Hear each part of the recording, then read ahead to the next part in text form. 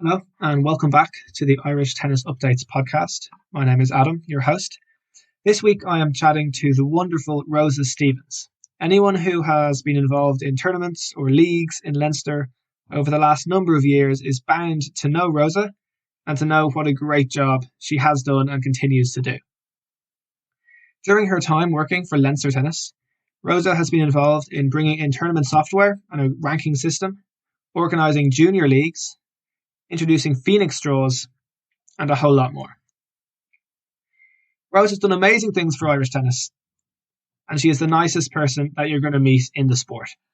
We talk about the introduction of a rating system and its advantages over rankings, the advantages of junior leagues and why she was so determined to introduce them, the differences that she's experienced between tennis in Ireland and in Spain, where Rosa grew up, and a whole lot more.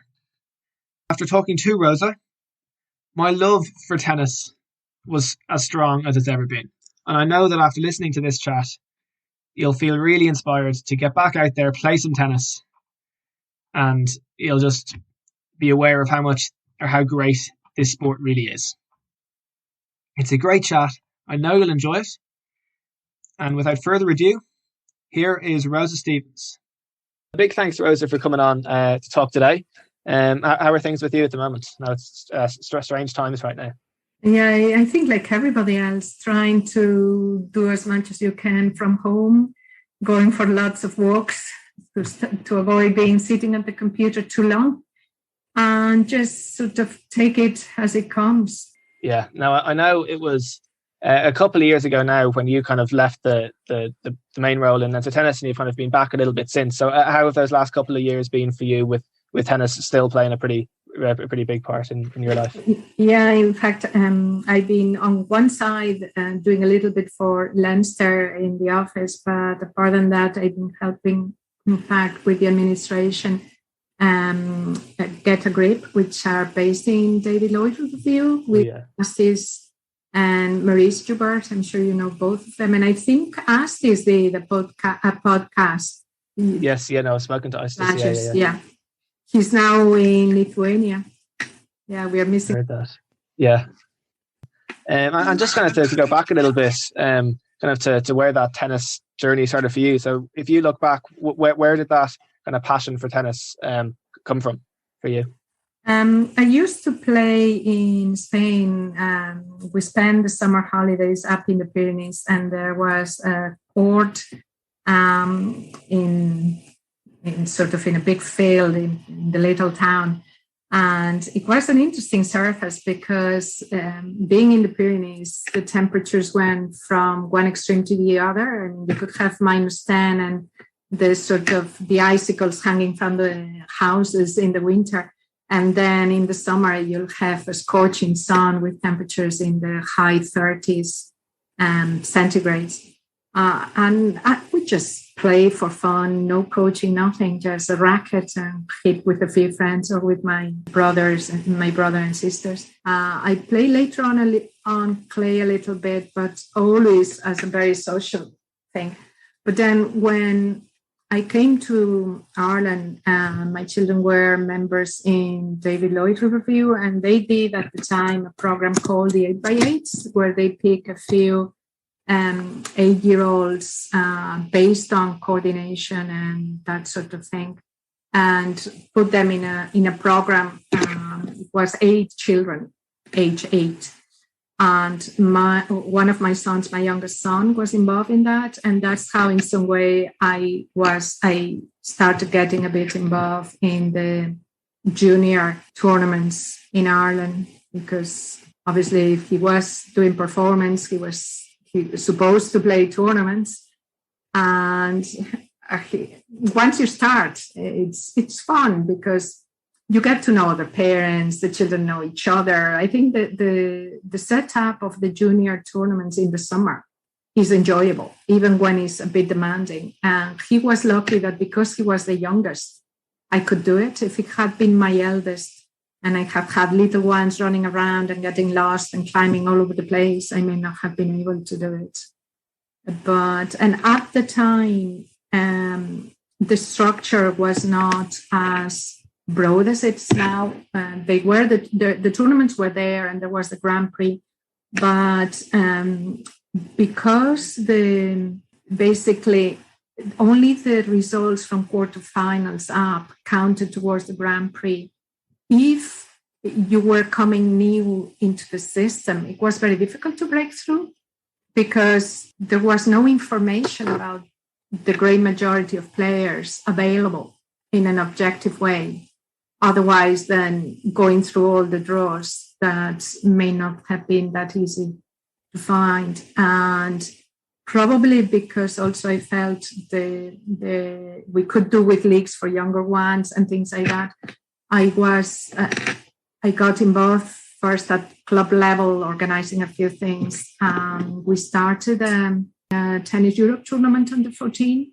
Then I was very involved with that. And also because there were no under 12s leagues and the LTC league, the 14s and 18s were in the autumn, I suggested to start a friendly under 12s in the spring months or spring summer.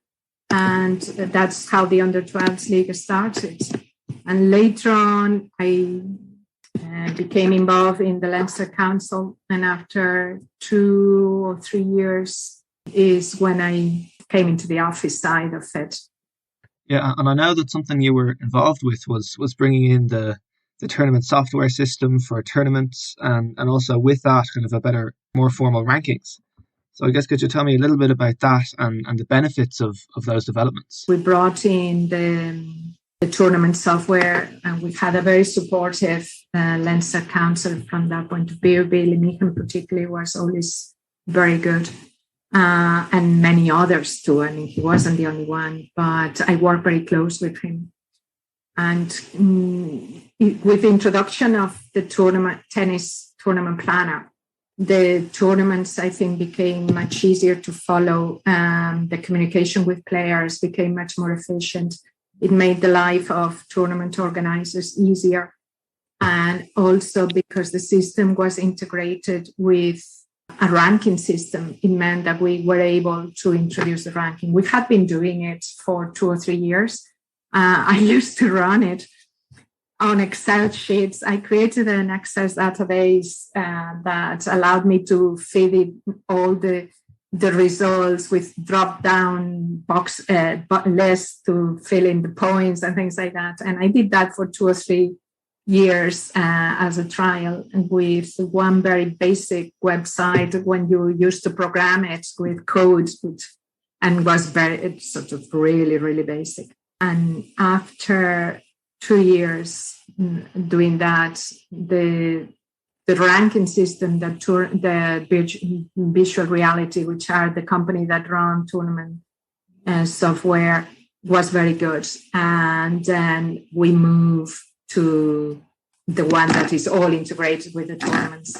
And that, I think, made a difference from the point of view that because when players were winning one match, even if it was at the very, very beginning, and even if they got only 1 point, it meant that there was a certain reward for playing and doing a bit well. And also it meant that then the information became available. Sort of for tournament organizers, you could download the ranking and therefore you could do the draws based on objective data, which was very, very useful. It meant that at the time of seeding and things like that, you had objective data. And therefore you were not going just, in that sort of by the results that the players told you that they used to put the very good ones, but they didn't put the bad ones, then if you had to rely on that or in trying to look at all the various draws available was very, very difficult. There is one drawback of it, which having pushed big way to introduce a ranking in some way has backfired, because what is happening now is that people are obsessed about rankings. And then it's taking a bit away the fun of the game. And we come from a situation where sort of it didn't really matter because things were not recorded. And now players are not all of them, a lot of them are still playing because of the fun of the game. But quite frequently you see what I call chasing points. And chasing points is not necessarily healthy because, yes, if you go to a tournament where you have a higher chance to reach the final, but the matches you are playing are not as competitive, your game is not necessarily going to improve, then you may end with a very high ranking, but your game is not getting any better. You know what I mean? And also what I've seen over the years is that sometimes in certain tournaments, you see that the top seeds have walkover after walkover. Because if people are traveling a long distance and they see for the points and they see that they draw a very high seed, they feel it's not worth my investment in money and time to go there. Thanks God, we don't see it too much, but it happens and it's unfortunate because it's not the spirit of the game. If you're entering a tournament, it's to play, you know. Yeah. What you are doing is in some way so that seed that doesn't get the match is deprived of the opportunity of having a match before he reaches the semi-final playing nothing, you know. And also because you need to win a match to get points. The child that was given the walkover may have had a chance to win that first match. And that's gone. But then he goes and meets a strong seed, loses and gets nothing. You know, therefore, it's not fair. If you enter a tournament, you have to play it. It's not just entering to get points. And if there is no chance of points, goodbye. Yeah. I was saying, it's not everybody that does that. That's a minority, but unfortunately it's happening. And that's why I was saying that the ranking in some way has backfired. Then there is something coming on that I'm very excited about. Tennis Ireland is bringing it. It's a pilot study with the ITF, or a pilot study, more than a pilot study, is basically you probably have heard about the UTR. What the UTR did is that it proved that the system works. And the ITF sort of introduced, they had used before the ITN, but the ITN never took off for the reasons we were saying. It was 1 to 10. There was not enough spread or gradient to be useful for that type of thing. But what they did then, obviously it was coming quite obvious that the UTR was having a very strong weight. Then the ITF stepped in and introduced the World Tennis Number, I think it's called, which is, they have been working on the algorithm for 2 or 3 years. They've done trials behind Richard or James Cooney, Richard Fahey or James Cooney were talking about it in the last AGM, and is now in the next step after having done their small things. Ireland is in a perfect position because we have a very good structure of tournaments. The tournaments are published. We have very good record keeping about that. What means that there is lots of results out there. And on the other hand, we are a very small country. So as a sample, it works very well. And because of that, Ireland is one of the sort of trial countries to see how it goes. Unfortunately, because of COVID, I'd say things will be delayed because we are not going to have as many tournaments. But you may have received an email saying that if you want to participate on it, that your data could be used for that. I certainly got one around January, what means that people are giving the chance of joining the system or not. But if that works and I hope it will, because of what I have heard is quite similar, or it's based they have been trying it for a good while. But if the spread is wide and it works, I think it will be a much better system for creating the tournaments, because then what you have is a much more accurate level of where people are. My understanding is that the world number uses sets. I don't know if it uses games, but what I have heard is that it uses sets. I'd be happier if it used games, but sets is certainly better than nothing. But it's a very, very interesting sort of development. It does singles and doubles. It means that it could be used for the leagues. It's one of the classic things when you're trying to organize leagues. Say, if you have a team with players that are a very broad range, if a very, very strong player is playing in a very low class, what that very strong player is winning all his or her matches very easily. But there is the ones that are playing him or her are very discouraged. Things that are very uneven are not fun for anybody.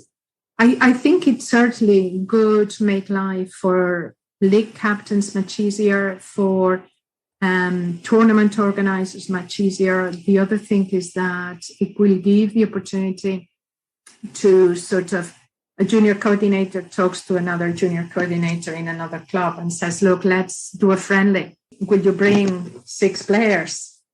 And look, my players are between that rating and that. Can you bring players that are reasonably matched? Then it has a huge amount of advantages. Yeah. I think it's probably, from what I understand, one of the most exciting things coming. Yeah, absolutely. I know you mentioned that rating system, I guess, and it's, I guess, having some advantages over what there was before. And I guess in terms of making it a bit more fun and, increasing the chance for people to have more fun, over it being, all about the competition and, being hyper competitive. And I think something else that you kind of mentioned earlier that's a similar vein to that is the leagues that I think that you were involved in setting up the junior leagues in Leinster. So I guess, would you mind just talking a little bit about that idea of the leagues, and then also how they, help keep tennis fun for the juniors, and it's not all about the competition necessarily? I think the thing about the leagues is that they make easier for children to participate. There is 2 factors in it. The first one is that if both parents are working, it's very difficult for a child to get involved, because he or she may not have the opportunity to play open tournaments. One of the problems with tennis is because the tournaments are quite long, it requires a high commitment from the parent or tutor to bring the child to the tournament. It's a much longer commitment. It's not just that the tournament is longer, it's also the fact that you don't know when the next match is going to be. Therefore, even if you were trying to prepare, you may have to organize something for tomorrow at 9, tonight. Yeah. It means that people have to be very flexible. With the leagues, a parent can take 3 or 4 children to the match. Therefore, all what you need if a team has 6 players is 2 cars and 2 parents to bring 6 children. And that can rotate. One means that the commitment may be one Sunday every 2 or 3 instead of 4 days in a week after week. Then and also there is the social element, is the fact that when the children are going in the car, they are chatting. If the match goes well, they are all congratulating each other. If the match goes wrong, then they are all commiserating together. Then everything is shared, and it's the fun of it. And also because the children want to do well, it means that they practice. And because it's club-based, very frequently the children live close by. One means that they may ring each other, just walk down to the club, spend the day there, and they have a goal which is doing well on the weekend. Therefore, they have a reason to go there. I think it increases the love for the game, the fun, and also it gives the roots in the club, which very frequently carries a certain pride. It's much more likely that the players stay in the game if they feel attached to their club, involved with their club. And from that point of view, I think the leagues are very important. One of the leagues that we run too is the Schools League. And for me, it's one of my favorite things because it introduces the sport to children that otherwise may not have been aware of it. It also brings that link between the clubs and the local schools. It means that the local school learns about that option that the children will have, and parents can see how they enjoy it. And I think it has a huge amount of benefits. Yeah, that makes a lot of sense about, all the different advantages of increasing the connection with the club, with the, your teammates, and it really, I guess, it does, as you say, it just helps people enjoy tennis a whole lot more. And just to touch, I know you're Spanish, and you would have experienced tennis a bit in Spain as well. So just to touch on, I guess, maybe some of the differences you might have seen in the system in Spain, and even at that kind of participation level that we're kind of talking about, like what things are similar or different over there compared to here. I think one of the factors, the most important factor of them all, is the weather. The weather certainly helps, but apart than that, tennis is a high-profile sport in Spain. It was always popular, but the fact that there have been a few very, very good players, and certainly lately Nadal, but even before him, there were the likes of Arantxa Sánchez Vicario and Conchita Martinez, which were Fed Cup sort of royalty for many years. It means that it's a very, very popular sport. There are tennis courts in lots of places all over. The children will play just a bit like in the parks here, but instead of seeing just a few here and there, those courts are very used. But my children went there to a camp and there was a local tournament, and it was interesting because we had quite strong players. They would have been at the very, very top of our juniors, under 12 and under 18. And in the local tournament, they had very tough matches and they didn't win. But that's because there are so many players that they have a very, very broad base, and their sort of second tier is as strong as our top players. But it's a classic thing when you look at quite frequently in a country, and you have not just one player, you have two good players at the same time. And it's because if there is that competition, they keep pushing each other, because this time I win, but next time it'll be you, and I have to catch up with you. And that's what happens in Spain. There are so many that pressure of I'm the number one seed, I'm the number one in Ireland, I have to win everything. It's not there, because there are 100 or 1,000 players as good or better than you. Therefore, you are not expected to win everything, and it's no shame if you lose something, because everybody can beat some or lose to somebody else in any day.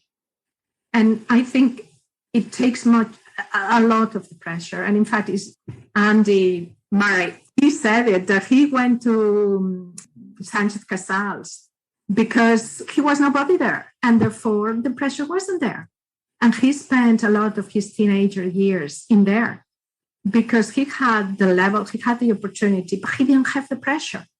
And I think that's one of the things with our system, is that our top players have to go away abroad to be able to play competitive matches constantly. And if they are playing tournaments, they have to fly, and they have sort of is the cost of the flying, the cost of the hotel, the being on your own, nobody to practice with. You have to organize somebody, and that somebody is going to be different in any tournament you go. That if you are in a country where there is hundreds of local tournaments with that level, you just drive 20 minutes, half an hour, and you are getting those competitive matches that could go anyway. And even if you move to the next level, what you're doing is traveling to the next province, but within your own country at a very affordable price. You have lots of tournaments, and quite a lot of them have prize money, what means that you can make your life playing from one tournament to the other your own sport. That's what makes the fact that it is affordable means that there is many players coming, but certainly I think the weather helps a lot. If you could change something about the way we do tennis in Ireland, what do you think you'd change? Because the weather maybe is a bit, it's out of our control, but if there's something you would change, what do you think you would try and do a bit differently? I could concentrate in increasing the base. I think if we are serious about it, we really need to I think we are serious about it, and that probably was not the right word. But if we really want to see players coming through, we need thousands and thousands of juniors. And we are only going to get them if the sport has a much broader audience. I think the parks tennis should be much bigger. I think tennis should be much more popular in schools than it is. It's an ideal sport. When I was running the leagues, we introduced a mix third division. And one of the reasons we did that is because the small schools, particularly rural schools or otherwise some CFI or other maybe denominations that are very small schools, the schools that are maybe 4 or 5 teachers, they have a small pool of potential players, what means that they find very difficult to play sports like soccer or hockey because their age range is quite big. That with tennis, particularly if it was mixed, all what they needed was 3 boys and 3 girls, and they could be from 4th class up. Therefore, even a very small school could put a team in Division 3. And that's one of the things that it can be played in a small space. You could even do quite a lot of the coordination and first things. You could do it even in sports halls. You can start red court is small and the ball doesn't go very high. You could use it in sports halls. And there is quite a lot of courts on parks. But the thing is that, yes, parks tennis is good, but there is no continuation. You know what I mean?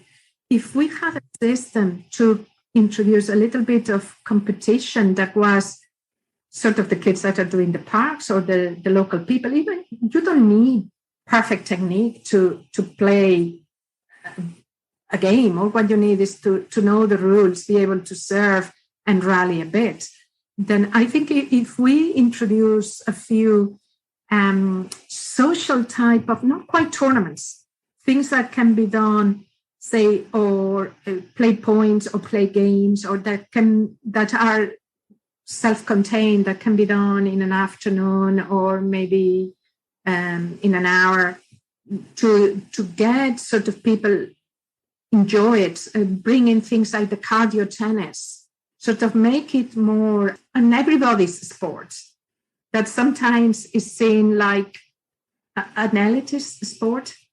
And I think there is no reason why it should be. And it has the fact that you can play in your 60s or your 70s, and a granny can play with a grandchild.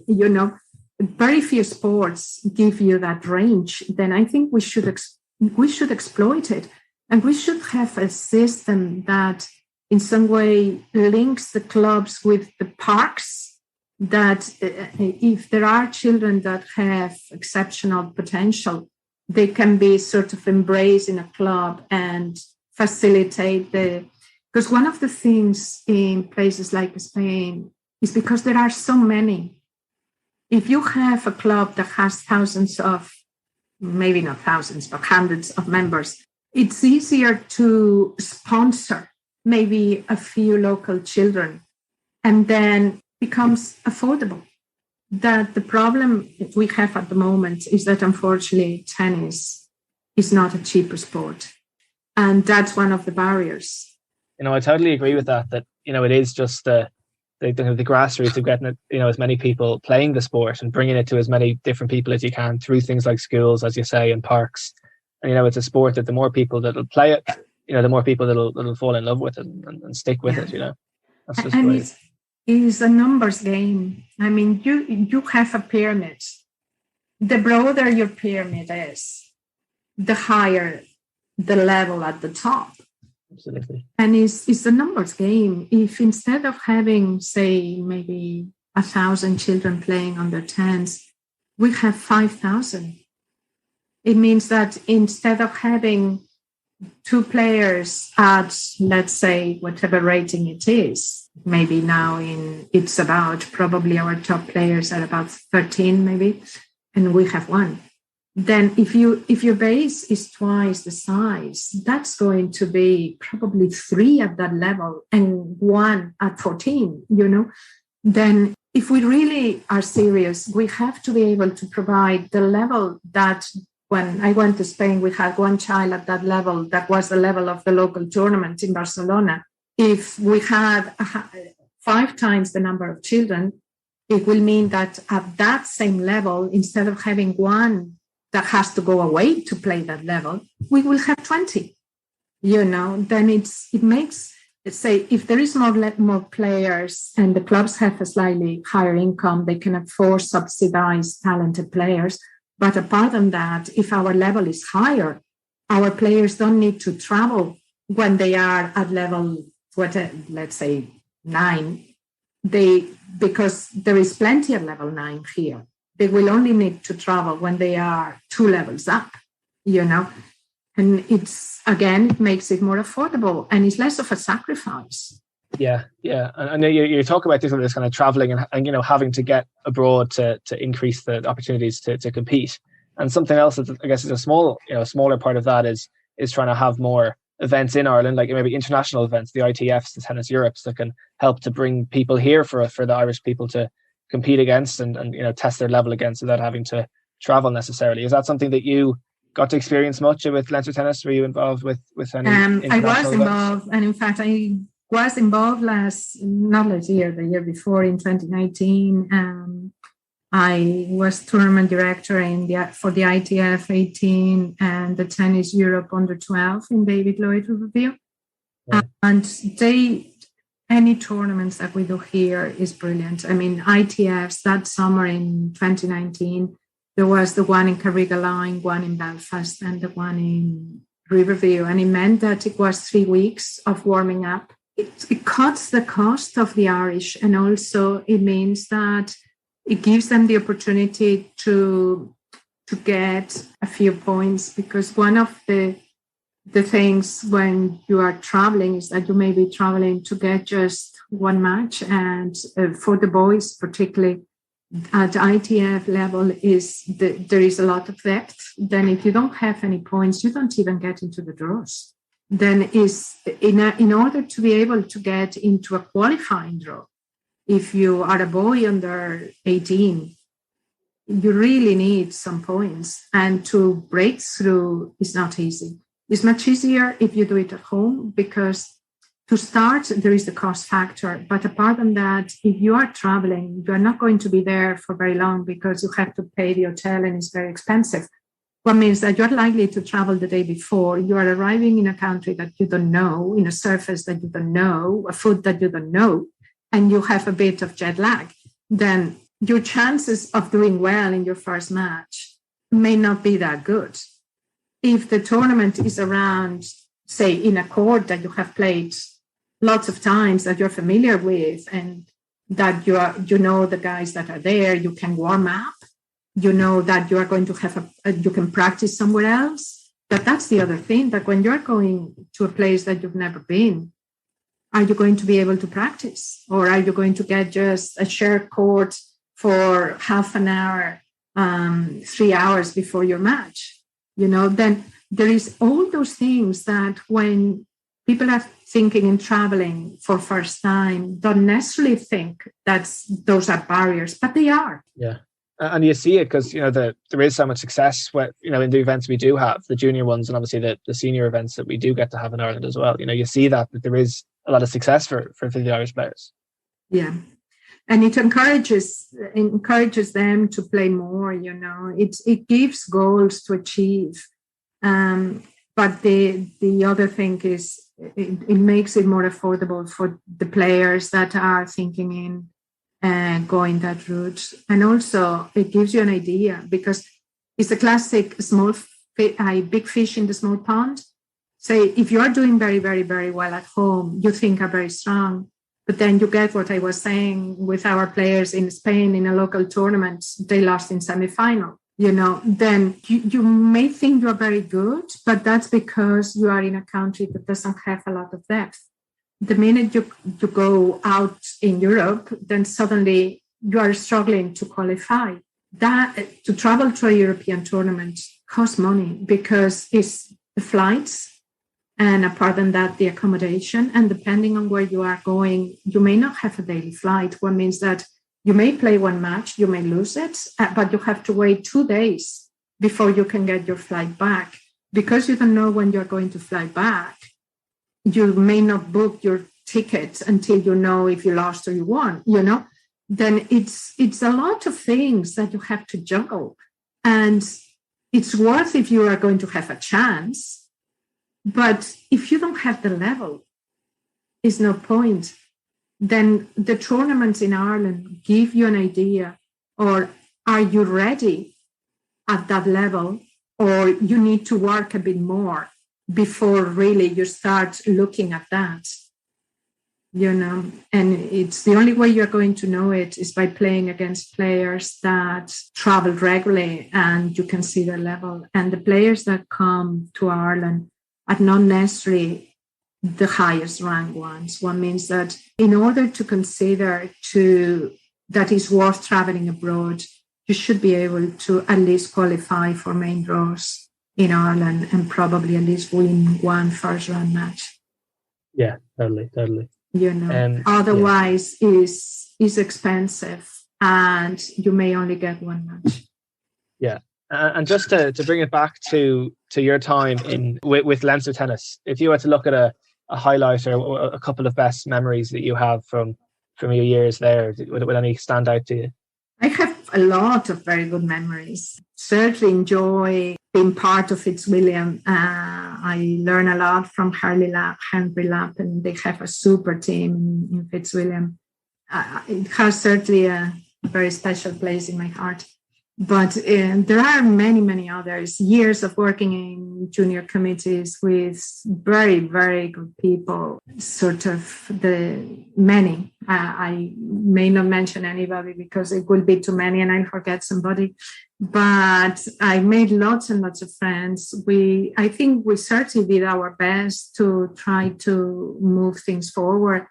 I have worked with lots of tournament referees and directors. I learn a lot from them all. What I always felt a bit, my role was at the time was in some way to talk to people, learn from them, and then pass the information that they gave me around to somebody else. Because people that have been doing things for a very long time have lots of tricks and they know a lot. But that pool of knowledge quite frequently is in that club. But it may be there that when you are traveling around, what you're doing is you're gathering all that information from all the people. You're seeing the things that work and the things that don't work. And what you do is you pass them around and you suggest to somebody who is starting, go and talk to that person because they've been doing a very good thing. Or you may say, okay, I see that thing worked there, but that didn't, And over the time, you have to keep adapting because I know, for example, with the Leinster match plays, we used to do the continuous feeding, and it was a very good system, but it was extremely demanding. And it was a very hard draw to operate because of the way that it went backwards and forwards and then it turned around.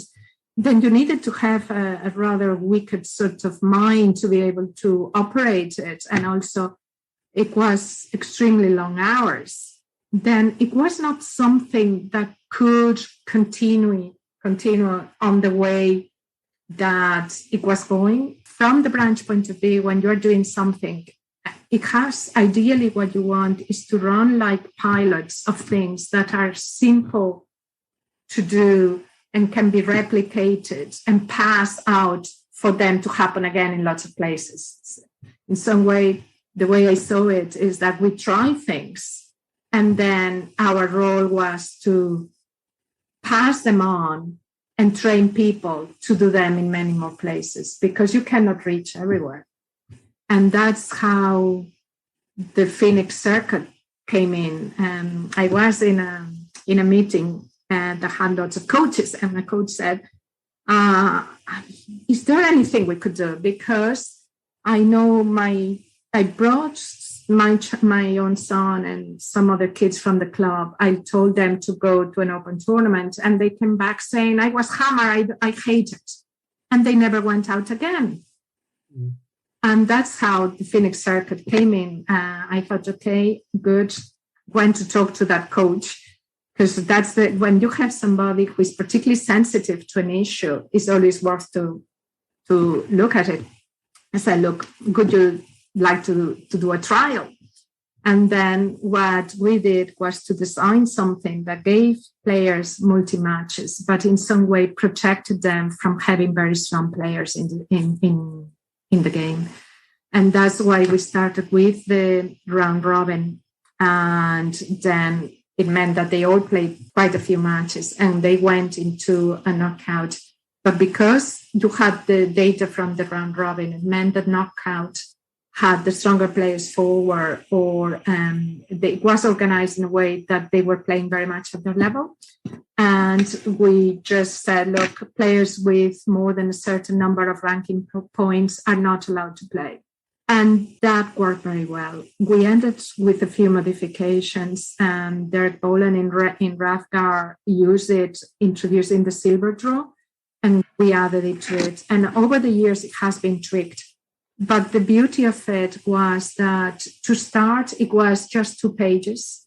It was very basic rules, and it could be done in a very short period of time. And it's things like that work. But it was a team effort. It was a problem that somebody put, the input from that person that had the problem, trying to see how can we go around it. Then that person trying it and then spreading it a bit around, gathering feedback and modifying it accordingly. And I think that's a format that we should use quite a bit because we need many tournaments that offer multi-matches that can be done in a short period. Another thing that a club used to run, I certainly remember bringing children to play their teams, was Temple Oak used to run a day cup, and it was timed. The matches were stopped when the timer stopped, and it meant that it was all done in one day. And things like that, they make it more manageable. People are short for time. As I was saying, if 2 parents work, children cannot go to tournaments, then we really need many things that can happen in a weekend or in just a few days, that they don't require the commitment of 6-7 days. We need more of those. Yeah. Yeah.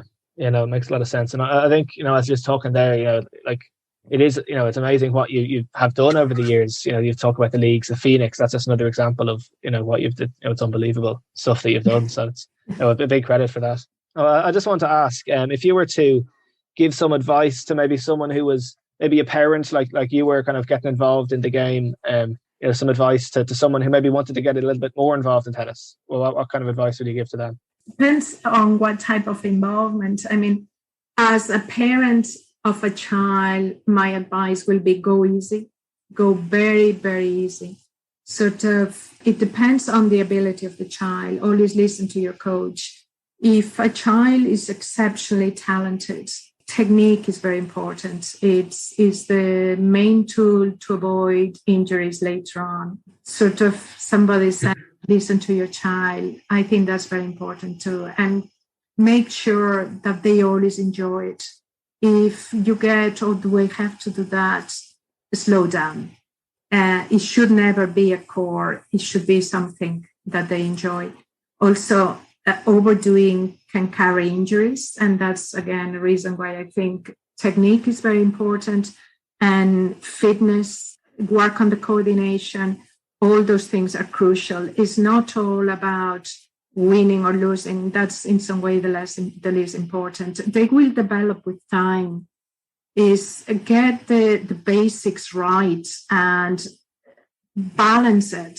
Sort of, don't expect them always to win. And losing is important too, and learning to lose is very important. The hardest thing in tennis is to pull yourself back after a bad loss and go out and play again and believe that you're going to do it and you'll win it. You know, it's all those things, and children need space, and it has to be fun. As somebody who got involved in running things, it's time, but it's so much that you get out of it. Yes, you give your time, you give your effort, but you make many friends. You learn a lot from people, and seeing the children enjoying it and progressing is very gratifying. And certainly, I have many more good memories than that. I think from a club point of view, it's very important to make sure that players are involved. I certainly have in mind a few clubs that have very, very successful junior programs. And those usually what they have is very committed coaches and very supportive committees. What seems to be a common thing is believe in the players. The slightly older players get involved in helping the junior ones. They hit up and down. They help organizing tournaments. Then they may be team captains. They may help organizing fun days, pizza days, or whatever. But keep your teenagers involved by giving back a bit to the club. And it increases the roots, and it creates a self-pride on the club and ownership of what you are doing. And those are the clubs that are successful. It's very, very important of making sure that people feel involved and part of what you're doing. Don't do it all yourself. Get help, because people like helping. But the trick there is we are all different. Some of us are good at one thing, others are good at others. I mean, certainly I'm an absolute disaster as a cook. Then don't ask me to make cakes because nobody will buy them. But certainly if you are running a tournament, there is jobs for everybody. One can be making sure that there is tennis balls for everybody. Other one could be organizing a raffle, getting the prizes, selling the tickets. Another one could be looking after the kitchen. Somebody else may be umpiring. Then there is lots and lots of jobs. But the things that are successful are the ones that get a lot of people involved with very small works, very small jobs. You still need somebody coordinating everybody. But the trick is lots of people doing small things. This way, nobody gets burned. If one person does it all, at the end, that person gets burned and resents it and then saying, I'm here doing everything and nobody's helping me. And that doesn't work. You need teamwork and everybody supporting everybody. And then those clubs are very strong. Yeah, no, I love that. I guess of getting everyone involved and everyone helping out, and especially I guess with the teenagers when it is an age that tennis loses a lot of people, and a lot of people that played when they were younger that do stop, and that's just a great way to, as well as the playing of the tennis, of keeping them involved in other ways as well, which I think is so important. And asking them, because teenagers are very creative too.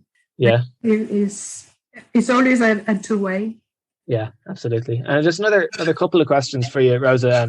Conscious of your time, but just to if I could ask just a couple of I guess from your involvement in tennis, from having tennis as such a part of your life, or what are a couple of the biggest things that you've learned from tennis for life, kind of tennis, kind of the value of tennis in your life? In some ways, like any job you do too. I mean, tennis is a great sport for all the reasons we were saying. It's very broad and it takes a lot of people. But in anything you do, you are always going to learn about working with people, about yourself, about the things that work, the things that don't. Probably with age, you learn also to listen more and to try to guess and see the other side of the story and try to put everybody's ideas on the balance and feelings and all the other things. You always get surprises. I always feel that if you want something to be successful, first you have to see what are the problems that you may find, where are the challenges, and work to make sure that when you go for it, you have covered as many potential problems as possible. Then I know in one occasion somebody told me, oh, you just put all the problems. But the reason why I put all the problems is because that's the only way I have a chance of success. You know, if I don't anticipate the problems and I'm prepared for them, it's unlikely that things work. Maybe I'm overcautious, but I could be all age. I sort of always feel better be prepared and sort of cover as many angles as possible to make sure that things work. Yeah, I think you're dead right. Yeah. And just a final question, Rosa. What's your favorite thing about tennis? The people, yes. Definitely. I think apart from the people, it's a very exciting sport. I mean, certainly when you are watching some of the top players, I mean, it's unbelievable what they can do. And we can be completely glued for hours watching the ball going backwards and forwards and thinking, how on earth did they do that? You know, it's a very exciting sport. But also, like all sports, it teaches you about life, you know, about things go right, things go wrong. And you sort of, but in Ireland, I think one of the things that is interesting is the challenge of trying to get the facilities to give our players the opportunities that they deserve. And that's, I think at the moment, the facilities plus increasing the broad base, those I think are the main challenges for us at the moment. Yeah, totally.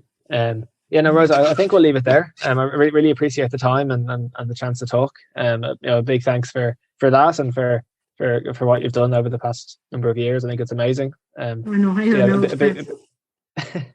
enjoyed it. It's a journey that it was shared with lots of people, and I have to say that's the thing that I enjoy the most. All the people I have met over the years, and to seeing you all, particularly the likes of you, because I sort of, from a young child to a grown up in college is a long journey, and it's nice. And thanks a million for asking me, because I really enjoyed catching up. A big thanks to Rosa once again for coming on to the podcast for a chat. I know that I after talking to Rosa, I'm dying to get back out there, play some tennis and everything that goes with it, the tournaments, the leagues. Really looking forward to when that can happen again. I hope you enjoyed this episode as well. If you did, please do share the podcast. Please do like, comment, leave a review, especially on Apple Podcasts. It's much appreciated. That's all for me. Until next week, I've been Adam, and goodbye.